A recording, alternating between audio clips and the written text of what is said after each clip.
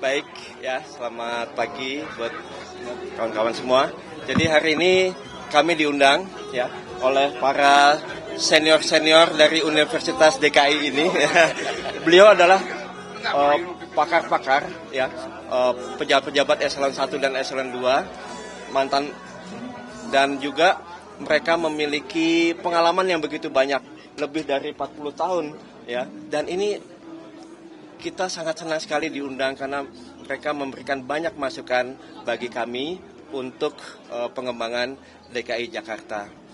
Jadi kalau boleh nanti sering-sering Pak. Kalau perlu nanti kita buat yang namanya Dewan Penasehat Gubernur ya. Sehingga tadi pengalaman dan ilmu yang banyak ini tidak sia-sia ya, bisa disampaikan kepada kami ya sebagai masukan, sebagai penyeimbang juga ya untuk kebijakan-kebijakan nanti yang akan kita lakukan. Tadi kita juga membahas mengenai bagaimana lompatan-lompatan itu bisa terjadi untuk akselerasi kemajuan di DKI Jakarta, dan lompatan itu tadi bisa dimungkinkan ya dengan teknologi ya, yaitu sekarang kita kan berada dalam era digital ya, konsep digitalisasi ya, dan semua yang kita miliki saat ini ya, ini kita ingin sempurnakan ya, dan untuk bisa aplikasi dan juga masyarakat bisa mengakses aplikasi tersebut tentunya membutuhkan konektivitas, membutuhkan infrastruktur ya. Dan sekarang ini kesenjangan digital menjadi suatu momok ya. Untuk itu kita menginginkan semua rumah bisa terkoneksi internet minimal 100 Mbps, dan kita sudah buat kajian, kita akan menggratiskan itu ya. Tentunya tadi bekerja sama dengan swasta. Dan kalau semua sudah tadi terkoneksi dengan internet ya, maka masyarakat bisa melakukan berbagai upaya, mulai dari hal misalnya bekerja, berusaha ya, belajar, bahkan juga belanja, berekreasi, itu bisa dari rumah ya. Dan kalau apapun bisa dilakukan dari rumah, ini juga bisa mengurangi kemacetan, mengurangi polusi udara dan lain-lain. Kemudian kita juga 4 hal ya yang bisa memungkinkan ini. Jadi kita harus memiliki perangkat, jaringan, platform, dan aplikasi ya. Aplikasi ini kita akan sempurnakan Jaki ya, dengan super apps yang ada. Jadi konsep proaktif yang kita ingin lakukan ya di berbagai sektor, mulai dari sektor kesehatan, pendidikan, keuangan, kemudian juga logistik ya, dan lain-lain sektor yang menyentuh ya. Kemudian untuk bagaimana untuk kita bisa menjangkau masyarakat banyak ya. Untuk menjangkau itu kita ada yang namanya penguatan RT RW ya. Jadi bagaimana mereka bisa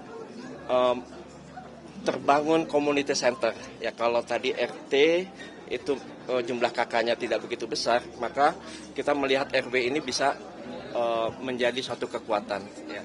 Jadi di sana masyarakat bisa terhubung ya ke community center ini untuk misalnya mencari pekerjaan, kemudian mengembangkan bakat mereka dari seni tari atau olahraga dan lain-lain, atau mereka mau memberikan aspirasinya ke community center. Nanti kita akan menyapa mereka ya. Tentunya apabila ini semua sudah terkoneksi ya, kita jadi jauh lebih mudah, jauh lebih cepat. Jadi layanan publik juga jauh lebih mudah. Tadi kita sudah sampaikan secara lebih detail di dalam acara tadi. Soal kemacetan kan tadi sempat disinggung, ya kan pertumbuhan kendaraan 10% hampir tiap tahun. Nah, ini kalau dari pasangan luar dari ini melihatnya apakah memang sudah seharusnya ada pengaturan soal pertumbuhan pembelian kendaraan atau memang tetap dibiarkan saja gitu Pak?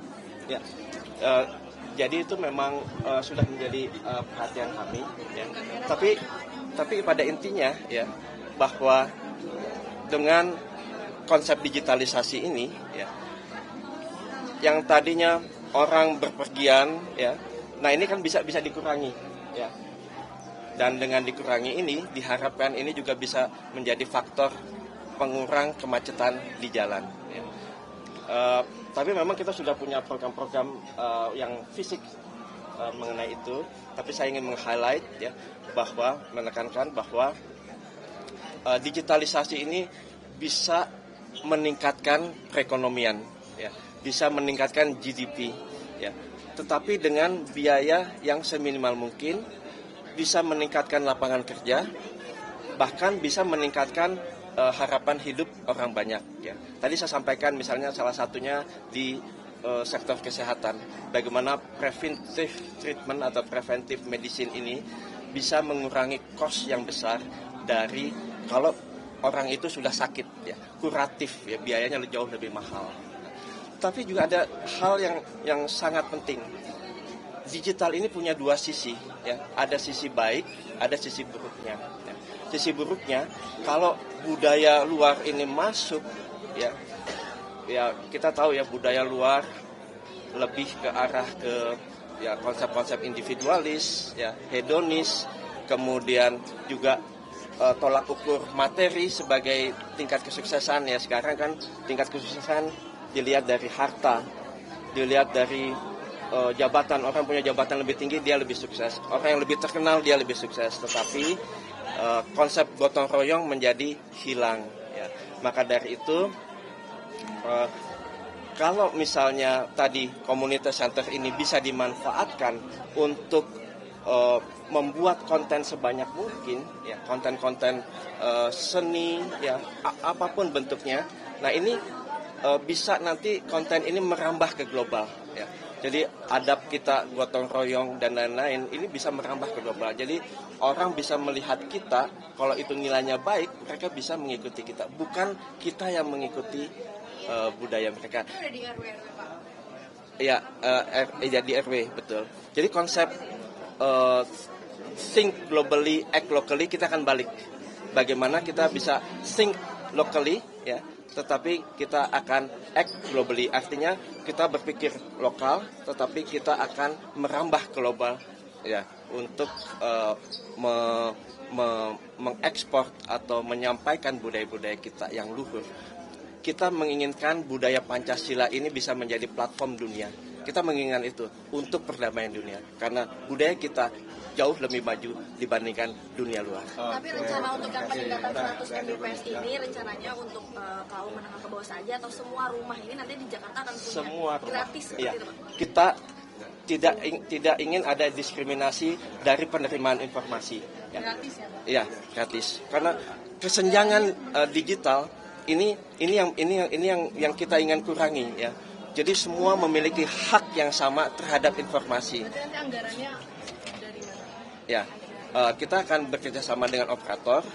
Jadi operator ini kita minta untuk bisa menyediakan itu. Ya, tentunya nanti kita akan memberikan insentif untuk pajak. Ya, pajak yang diberikan kepada operator. Mungkin itu ya. Baik, terima kasih. Ya, terima kasih.